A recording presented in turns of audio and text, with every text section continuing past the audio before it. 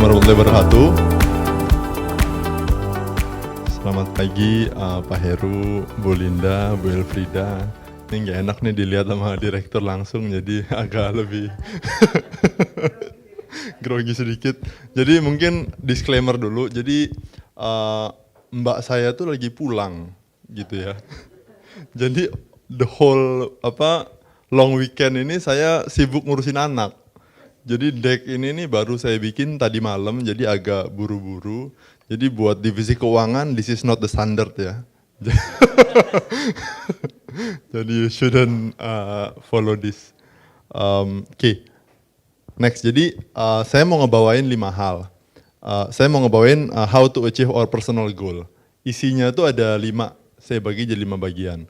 Pertama tuh introduction dulu, saya mau ceritain sedikit mungkin yang beberapa di sini kenal saya, tapi sebagian besar mungkin nggak kenal saya, jadi saya mau perkenalkan diri dulu.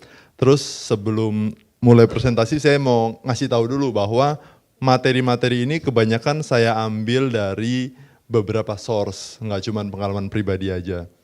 Terus saya mau cerita sedikit tentang goal setting dan pentingnya why dalam membuat goal kita. Jadi the why is for me is the most important part before you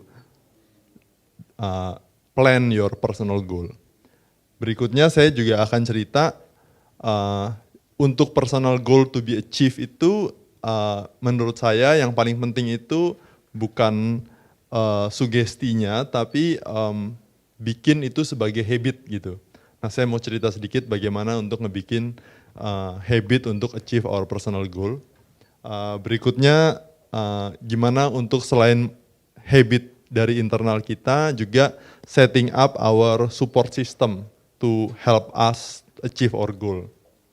Dan terakhir ya habit change itu kata beberapa sumber itu membutuhkan identity change, bukan cuman habit change. Nah mungkin itu sedikit yang saya mau ceritakan. Saya punya waktu berapa menit ya?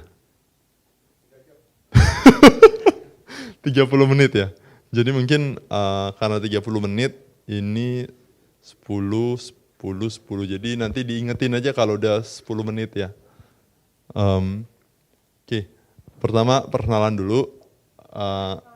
Iya. Oh ya, oke. Yes. Sorry. I will start speak English. First introduction about myself for those of you who don't know me yet. So for personal, my father came from Jambi and my mother came from Jawa Tengah, but I have never lived in those areas. I have lived in Balikpapan, Samarinda, Jakarta, Bandung, New York. Anyone from Balikpapan here? No one? Oh, anyone from Jambi? No one. But I know many people are from Jawa Tengah, right? Anyone from New York? New York, Jakarta ya, bukan. Terus I'm a second kid to 4 siblings, jadi I have 3 other siblings, and I'm a father of 2 with a daughter age 4 and a son age 1. For professional, I graduated from ITB and NYU Stern for MBA.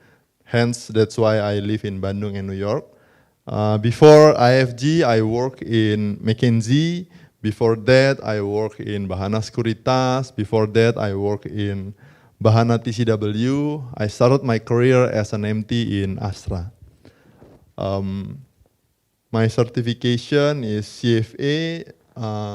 I don't know, my WMI, I have passed the test, but I think I need to retake it because it's so long ago.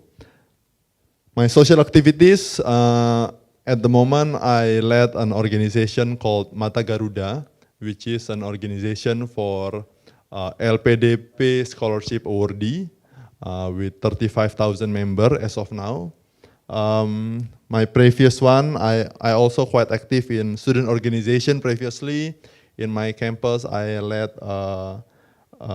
some kind of BEM in my industrial engineering. And then same thing with Permias in New York. Please feel free to have a seat wherever you want. And my interest is sport. So if you like sport, if you want to talk about sport, I do like that. And health, anything about health, I'm interested in that now. And politics, I just follow it. And then comedy. So those are my interests. So that's about me. So the source of my presentation is my personal experience and some books. Yeah, my personal experience is I just lost around 15% of my weight. Yeah, 12 kilos within 4 months. So my pant size used to be 34. And now my pant size is 31, which is, I have to buy a lot of pants now and shirts, but that's a good problem to have. And those are the sources of my presentation. And then I also use a book, Atomic Habit. This is a good book about how to change your habit to achieve your goals. And I also resonate well with this book, Start With Why, because as a person, I always put a big importance in the why before I do anything. Those are the source of my presentation today. Okay, goal setting. So before we start about anything, we need to do this phase called goal setting. What is goal setting? In goal setting, the most important thing is you need to answer 2 questions, which is what and why.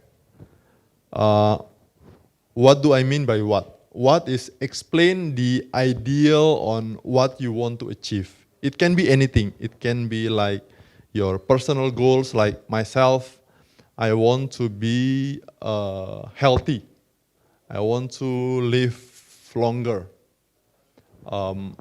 Or before I want to be, can be serious as well, like I want to be a professional in insurance industry. I want to be CEO by the time of what? I want to be something. But that's just half the journey. The other half is finding out the why. Why is it important? Because without the right why, you wouldn't do a thing to achieve it. It's just a wish in your mind. So why is, I think, the most important thing. Find out deep down why achieving that goal is important to you. Find out your why. Your why could be different from one person to another person. For some people, it could be like family, it could be parents, it could be wife, husband, kids. For some people, it could be like fortunes, riches, fames. For some people, it's just like their own personal goals. So it really varies from one person to another. Like for my case, to live a healthier life. Like for my experience of losing parents and in-laws, it taught me that I think I need to live longer, because that way I can see my kids grow old, and I also can see my grandkids grow old, so I can spend more time with them. Case number 2, like for some more serious people to achieve their career goals, the why could be, I want to be successful as young as possible, because that way I can be successful while my parents are still there to see me. So they can be happy with me, they can be proud with me, because age nobody knows, right? So those why are the most important part of the fuel to your actions. So for me, the main reason is finding out your own why, because it could be different from one person to another, and it is the differentiating factor to achieve your goals, which is your why. If you don't have the right why, then you don't have enough fuel to achieve your goals. And then this is like the consultant thing, right? To achieve your ideals, you need to have the right framework. Maybe people from corporate strategy know better about this. So you need to have like a SMART framework. Like,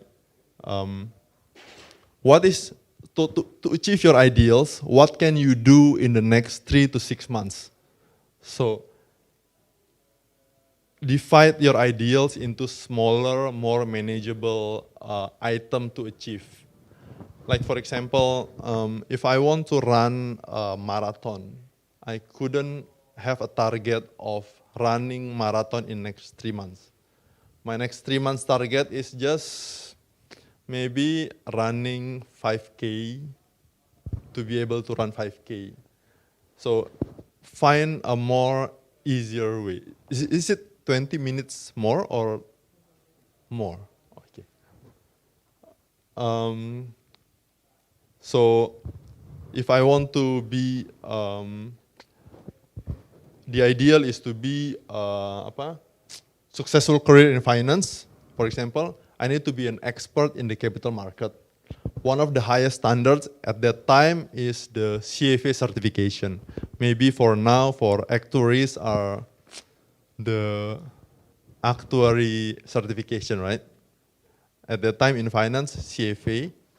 And my target is to pass the level 1 CFA exam in the next 3 months. So that's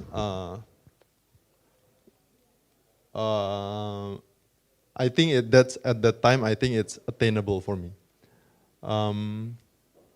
Okay, so after you know your what do you want to achieve, and then you know your why you want to achieve it, and then you divide your what into much more achievable target, then the most important thing is to make sure that you do have a habit of things to do that makes you gonna achieve that.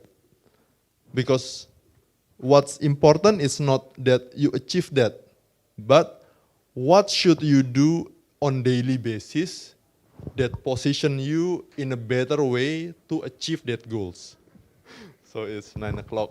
Usually in Divisi Keuangan, we do like briefing at 9 o'clock. So today there is no briefing, this is your briefing. Okay, so how to do the research? I divided into three things. 1, people. 2, desktop research. And 3, community. 1 is people. Ask people who already achieve your goals. Like, people's I divided into friends, like my friends who already achieve my goals, or like circle of friends, like people who come from the same school, same industry, or even the same hometown, which I don't have. But for you guys, maybe you have people from your hometown. Or just successful strangers. This is what I do often before, like I just cold calling or cold emailing like important people or like successful people. Like, this is me, Leo. I see you are successful in this. I want to learn about this from you. Can we have a call or something gitu.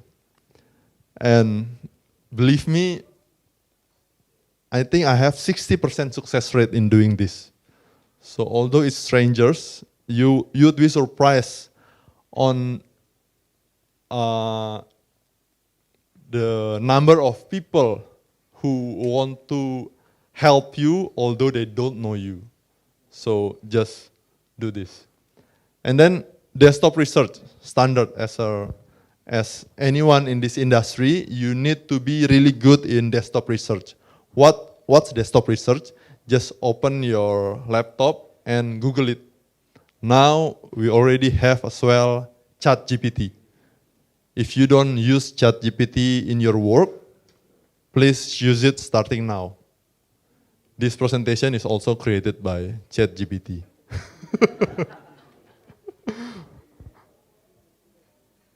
And then social media, learn from like Twitter, Instagram, etc.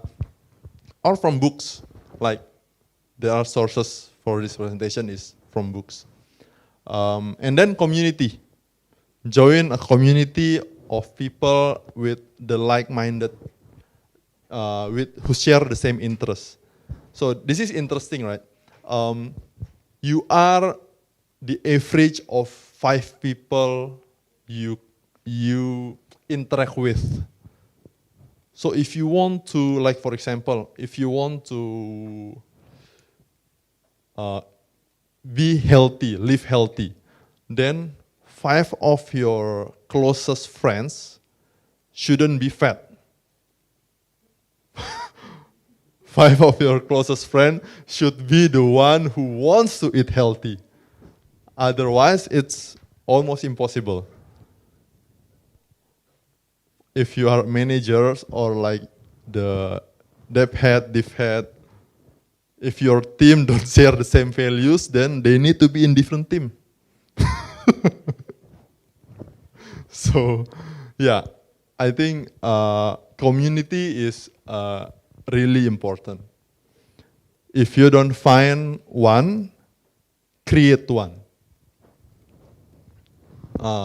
Those are also important things that I will tell you later on the support system. But before you start listing out what to do, you need to find out from the best practice what is the best way to do it.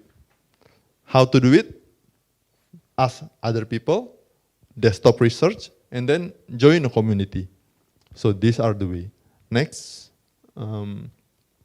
This is from the book of Atomic Habit, how to create a change in habit. Like they have it 4 laws of behavior change. Make it obvious, make it attractive, make it easy, and make it satisfying. Make it obvious. So you, like for example, if you want to eat healthier, then you need to surround yourself with healthy food. And the opposite is true as well. If you want to eat healthier, in your refrigerator there shouldn't be snacks. If you want to eat healthier, in your office pantry, there shouldn't be snacks as well. Although this is really hard because every time I go out of my, I see around, there are a lot of snacks around. So, but I think this is the thing that Pak Robert do like few months ago. In the meeting, there should be no bread, etc. Right? And in every meeting that Pak Robert came, there is only healthy foods. So this is rule number 1: make it obvious. Rule number 2: make it attractive. So if you have something else that you love, you can combine doing so with the thing that you need to do. Like for example, if you like sitcoms, Friends, then you need to make a rule that whenever you exercise, you watch Friends. So you remember the happiness or the attractiveness of that occasion. And then make it easy. Make it easy, how? If you want to run a marathon, you don't just run marathon.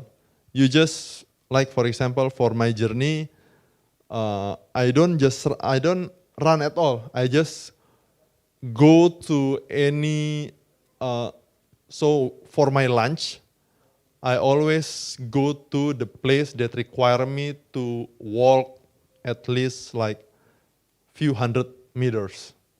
Start with that. Then if you're okay with that, then you can add the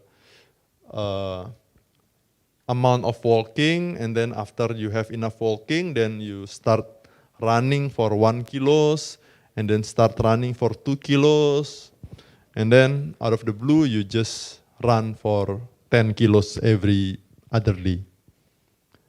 And then make it satisfying. What do I mean by making it satisfying? So you need to treat yourself at the end of the habit that you want to build.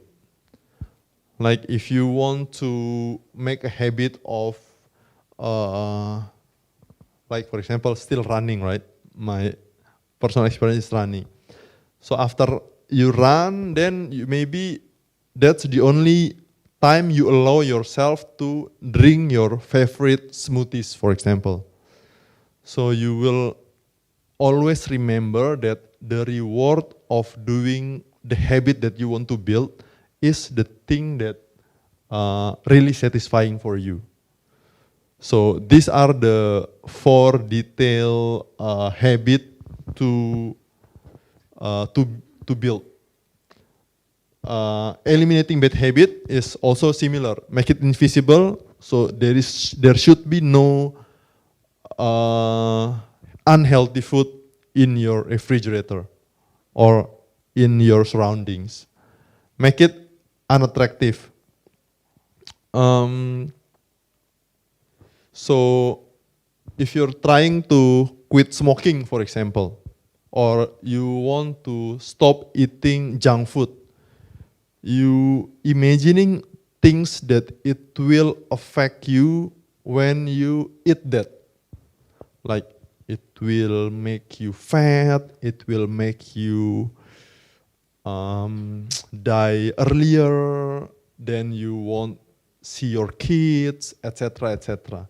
So make it related to your why and your the problem of not achieving your why. And then make it difficult, like the different, for make it difficult, if you want to eliminating one bad habit, then if you want to do that, you need to like do something else first. Like this is about social media. If you want to reduce your social media time, so you need to log out whenever you use social media.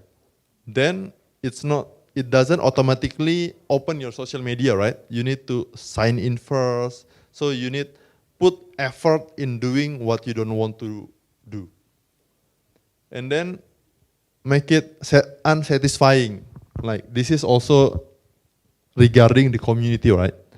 If you have the community, then like for example, I'm quite competitive person. So I usually, like when I want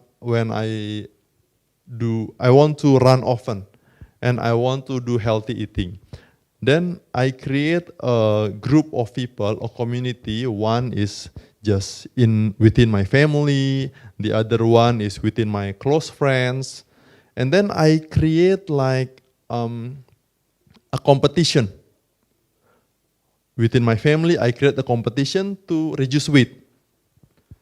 Within my friends, I create a competition of who run the most in every week.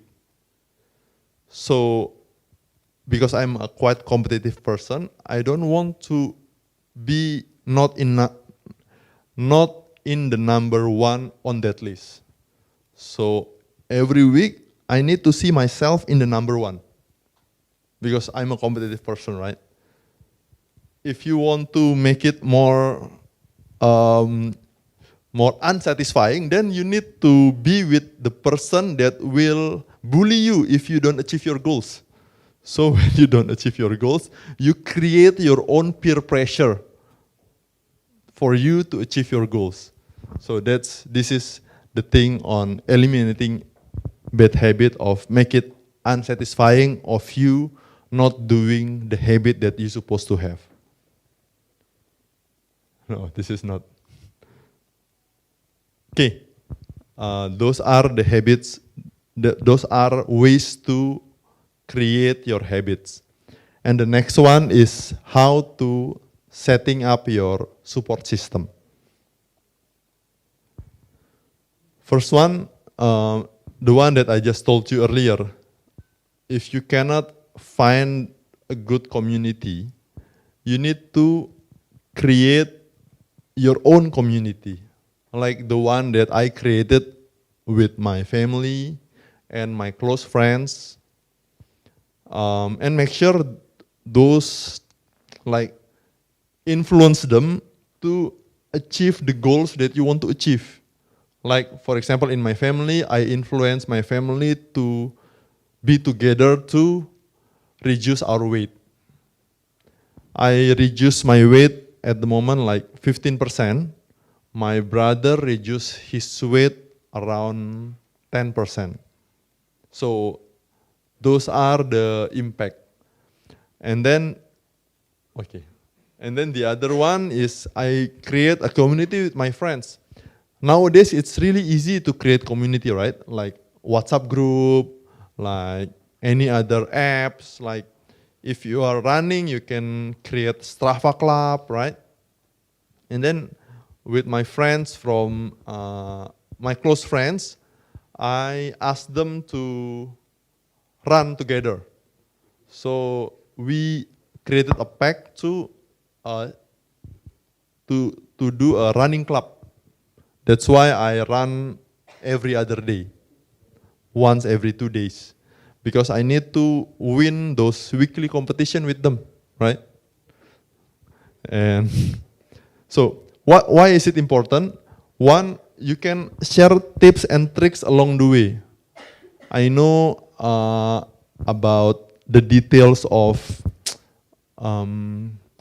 intermittent fasting from my friends, from the community that I created, and then what to eat, what not to eat, like things like that, like the discount shoes, etc., etc. So, and then motivate you to reach goals through competition, as I said, like, and then supportive friends, and then sense of togetherness that you're not alone in achieving your goals. Whenever I want to achieve my goals, I always created this. Like when I apply for MBA, I have a group of close friends who are also studying GMAT together and then preparing for MBA together. When I do a ZFA exam, I also have a community of people who are do a testing together. In that case, sometimes it's start with one friends or two friends, but it can grow when friend of friends join in the community as well. And I only have 3 minutes left, right? So the habit tracking and habit stacking is also good way to boost your chance of maintaining your new habit. So for habit tracking, whenever you do your habit, you need to track it. Like for running, the easiest way is through Strava. For eating, you can track yourself of the whether today you do intermittent fasting or not, or tomorrow, and then you can like evaluate every week why at that week you don't reach your goals. What happened that week? Maybe your boss is giving you a lot of tasks, so you cannot exercise or you cannot eat healthy, then you tell your boss, don't give me hard stuff lah. Or you need to improve yourself lah. And then habit stacking.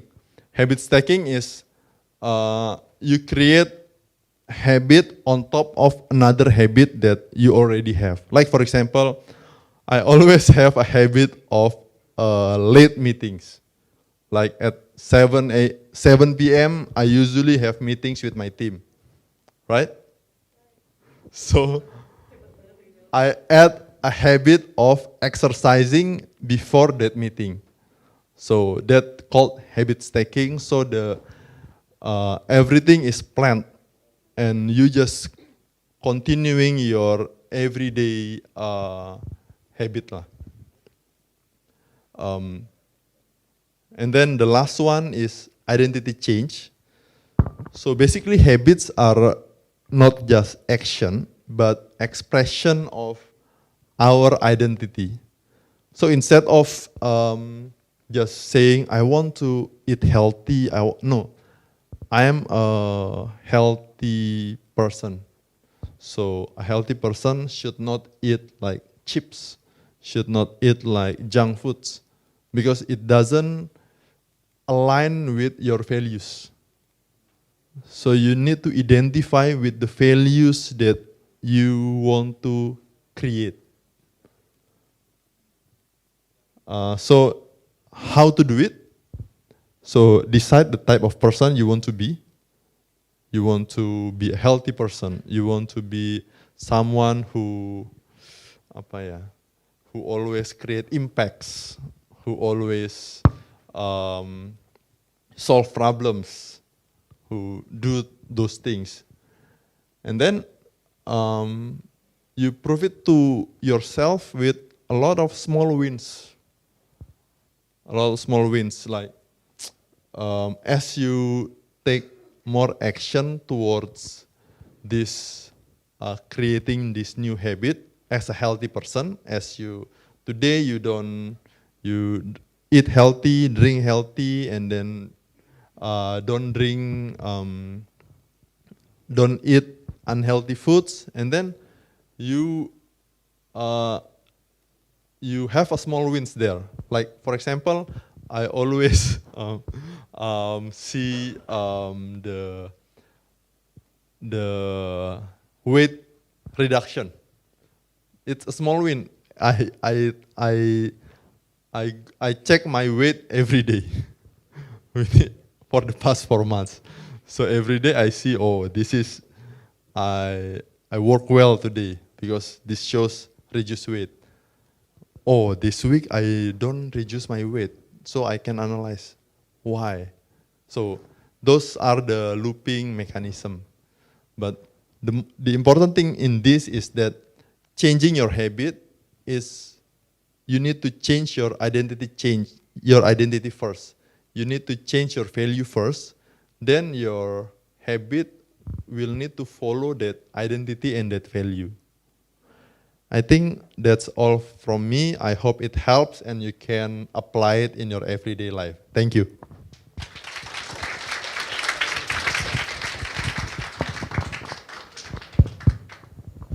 Oke, terima kasih banyak Pak Leo untuk presentasinya. Mungkin bisa dikasih tepuk tangan sekali lagi untuk Pak Leo. Tadi kita udah mendengarkan insight-insight baru juga dari Pak Leo untuk asupan informasi dan knowledge kita juga pada pagi hari ini. Mulai dari membuat goal setting, memulai dengan why-nya tadi, lalu juga masuk ke make it habit baru dan juga mengeliminasi habit-habit yang lama, lalu juga membuat ekosistem yang mendukung dan serta pada akhirnya bisa identity change. Nah, untuk kali ini kita juga akan membuka Q&A ya Pak Leo untuk 2 orang penanya. Mungkin yang ingin bertanya, penanya pertama bisa angkat tangan. Oke, Kak Adis.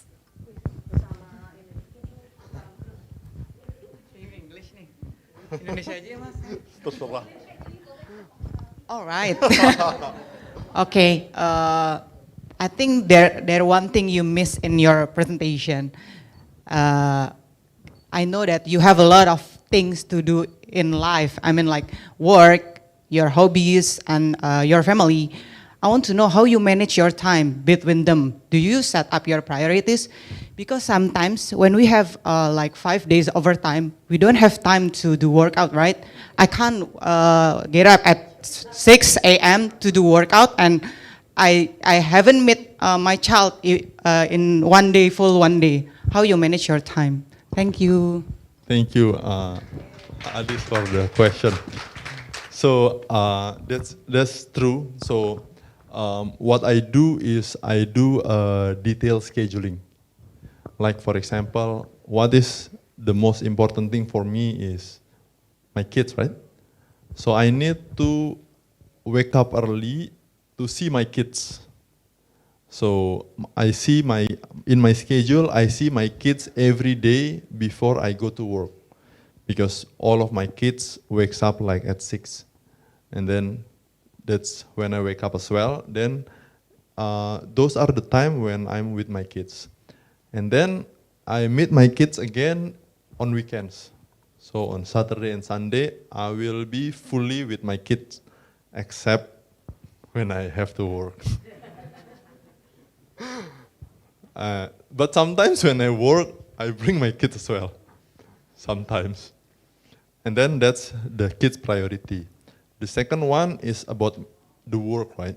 So I set up with my teams that we start working at 9. So the schedule always starts at 9. And then I'm trying hard to make sure that we finish before 10. 10 p.m. But I make sure that I do it every day. So if we do it every day, then hopefully we don't need to work until 2 in doing things that uncontrollable to us. Like at the office I try to do until 10.